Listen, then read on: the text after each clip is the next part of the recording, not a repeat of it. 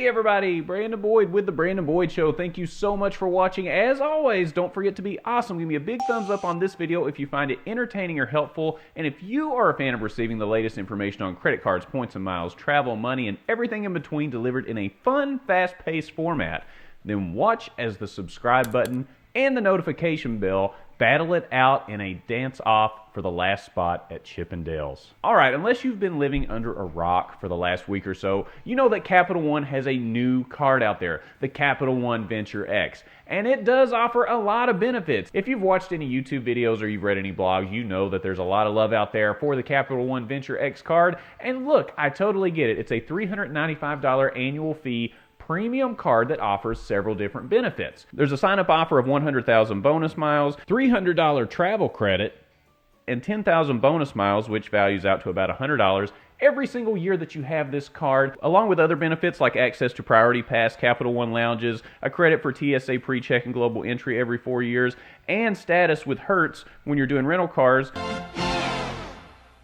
no blackout dates, and free additional card holders. You can also earn 2x on every dollar spent with the Capital One Venture X, and a lot of people are touting that as a huge benefit. I totally get it. I understand why people like this card, but there's no card that is an end-all, be-all for everything. And in this video, I want to provide the counterpoint to all the love that I'm seeing for the Capital One Venture X card, because look, there's a lot of good, but no card is perfect, and it's important to point out the other side of the story. And if you find yourself enjoying this video in particular and you want to see the other side of the coin with some other cards that are out there, let me know, because I'm more than happy to put that together for you. Leave those down in the comments below. Let's take a look at the other side of the coin with a Capital One Venture X card, and let me tell you why I think you should hold off on getting this card. First of all, you'll notice one of the main touted benefits was access to Priority Pass lounges and to the new Capital One lounges.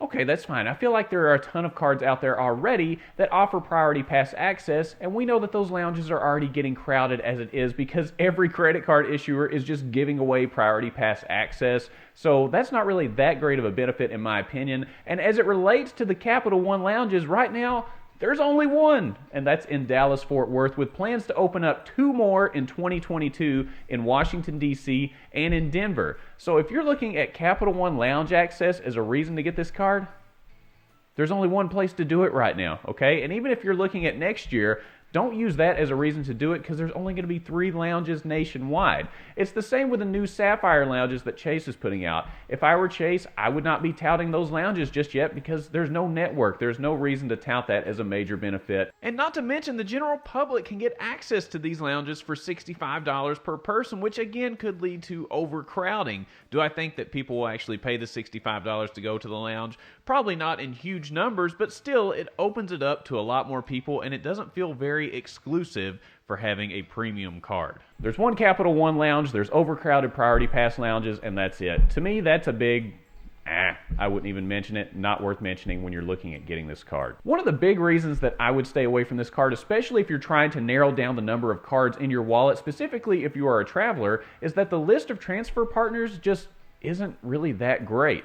You don't have Delta or Southwest when it comes to flights, and those are consistently ranked in the top 2 by consumers as their favorite airlines. So not having those on the list means that you will not be getting service from the top 2 providers. And probably the biggest piece when it comes to the lack of transfer partners are the hotels. And this is really bad in my opinion, all right? There's no Hilton, Marriott, Hyatt, IHG. None of those are transfer partners with Capital One. The list of transfer partners just isn't there with Capital One right now, and not having some of the biggest names in the game when it comes to airlines or hotels is a pretty big deal. Is it good for you? I've had better.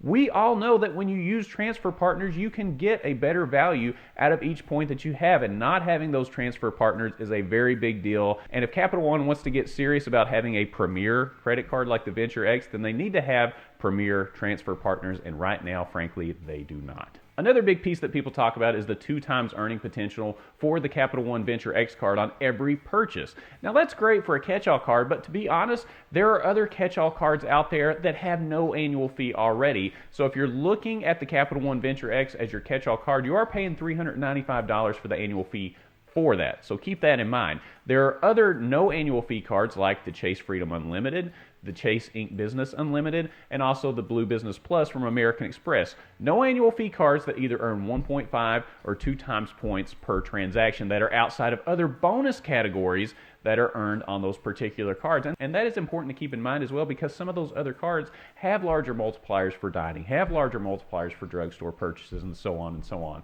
So if you're looking for a catch-all card and you're using that as your excuse to get the Venture X, I don't know that it makes sense in this case, because there are other cards out there that can do it and it won't cost you an extra dime. One thing you want to keep in mind, and this is something that I think a lot of people skip over when they're talking about Capital One, is that when you apply for Capital One, it's going to show up on all 3 credit bureaus as a hard pull. That does not happen across all other banks and card issuers. So if you're willing to take hard pulls from all 3 credit bureaus, then certainly go for it with the Capital One cards. But in my opinion, the reason I've stayed away from them, I don't plan on building a large network of Capital One cards, because I don't want to continue to get those hard pulls on my credit from all 3 credit bureaus. It's really important to look at your overall strategy and see how that could possibly impact how you get other cards in the future. Just know it before you apply, but it could impact your overall strategy. The other side of the hard pulls on the credit is the approval process. And let me tell you, there have been reports after reports after reports of Capital One being a little quirky when it comes to credit card approvals. And by quirky, I mean that nobody knows what the hell's going on with the approval process with Capital One.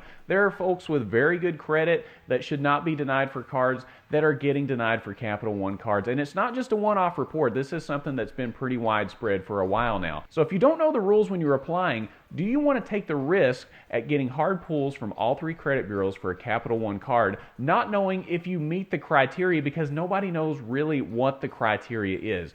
Capital One will give you some criteria online, and even if you call them like I did a little research on this, they'll give you some very generic criteria, but at the end of the day, we don't really have a hard, fast set of rules. Let's think about the Chase 524 rule. For those that aren't familiar with 524, essentially, if you have 5 personal credit cards within 24 months, Chase will not approve you for a 6th card. That's how that works. It's pretty simple. Although that rule absolutely sucks, and I do not like it, at least we know what the rules are before we apply.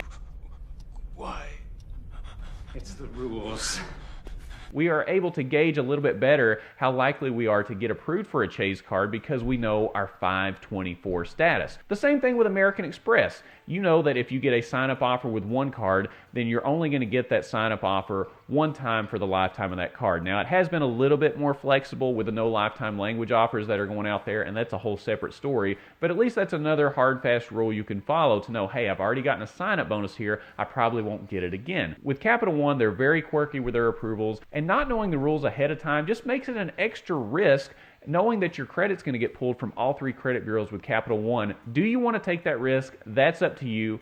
I would rather take the safe bet with someone else, but again, that's just me. That brings me to my next point, which is I think it's easier to build a credit card portfolio and create a credit card strategy with card issuers like Chase and American Express. Think about my example a little bit earlier with the Chase Freedom Unlimited card. You can use that as your catch-all card at no annual fee to go along with your premium cards from Chase or with American Express for that matter. You could look at the Blue Business Plus card from American Express as your catch-all card, and you can start to build this network of cards either with Chase or American Express to put a portfolio of cards together in your wallet that ensure that no matter what the transaction is for you, that you're going to get a very high multiplier every single time. And you're able to do that because you know the rules of the game with each of those card issuers, and you're ensured that you're not wasting a hard pull on your credit or all 3 credit bureaus by taking your chances with Capital One. It's a lot easier to fall in line with Chase and American Express. Say what you will about their rules, at least you know what they are. It makes it easier to play the game, get multiple sign-up offers, and also get higher multipliers for every transaction. Now, if you're somebody that doesn't want multiple cards and you just want one card to do everything, first of all, that does not exist, all right? Anybody that tells you that there's one card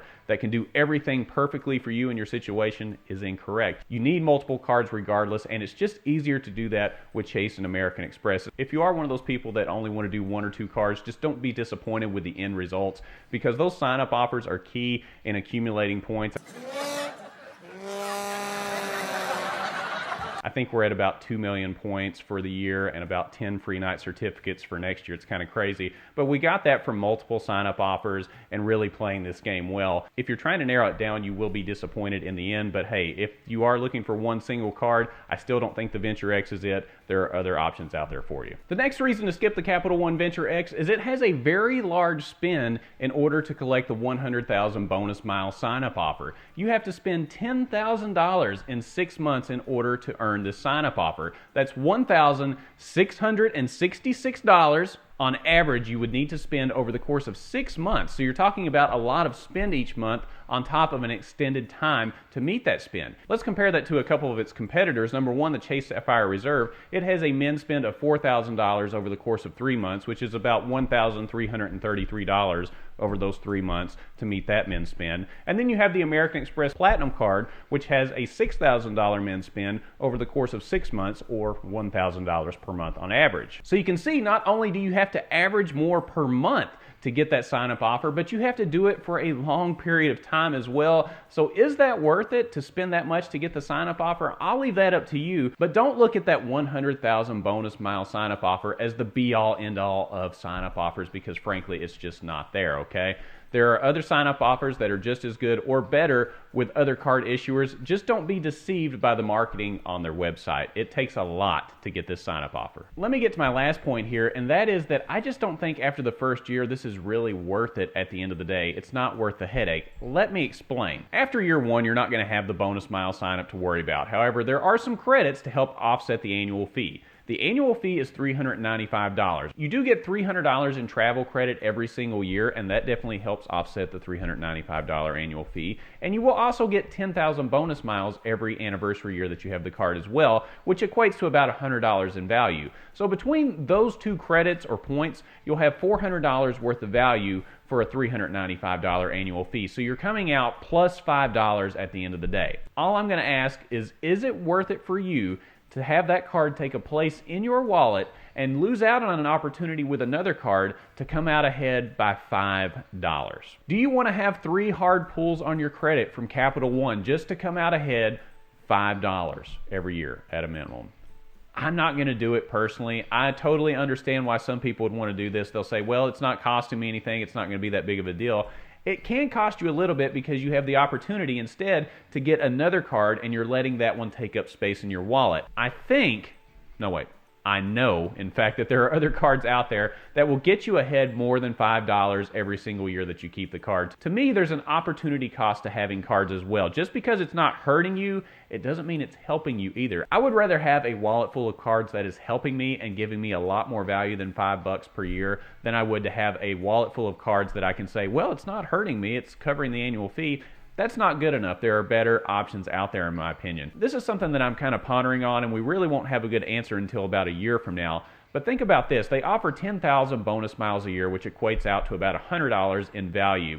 Are they going to be offering retention offers on this card that would outweigh the $100 in value that you would get from these 10,000 bonus miles? Think about the Marriott Bonvoy business card, right? Whenever that annual fee hits every year and you call and try to get a retention offer, they'll say, well, we give you a free night certificate every year, so no, we're not doing a retention offer. That may be the same case with the Capital One Venture X card. They may say, well, we give you the 10,000 bonus miles. We're not going to have any retention offers. And that could be another big opportunity cost there, because there are other cards, especially premium cards, well, they'll give you tens of thousands of points in order to stay every single year. Is coming out ahead $5 every year going to be worth the opportunity cost of missing out on some of those really nice retention offers that are out there? It's up to you if you want to just take the $5 in the positive that you'll have guaranteed every year with the Capital One Venture X, but in my opinion, there are other cards with retention offers that far outweigh a $5 benefit from the Capital One Venture X. Let me know what you think about my reasoning here, okay? I'm not hating on the Capital One Venture X card.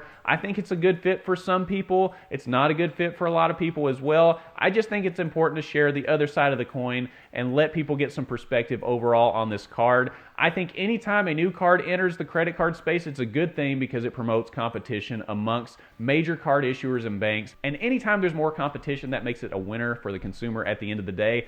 Let me know what you think about my reasoning reasoning again down in the comments. I'm curious to hear what you have to say. Do any of the reasons that I gave here today make you rethink the Capital One Venture X card? Do you think I'm absolutely nuts? Do you think I'm a Capital One hater? Let me know. I don't care. You can say whatever you want. This is an open book channel. Down in the comments below, we try to promote all comments, whether they're good or they're bad. All we do ask is that you be respectful to everyone, especially since we have a lot of new people in the Points and Miles community that watch this channel among others on YouTube. We really want to cultivate a community where we can all get together, come up with ideas, and find the best strategy together.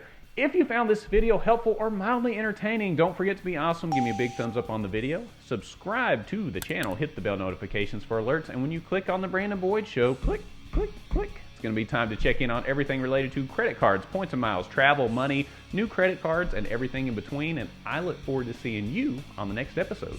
I'll see you soon.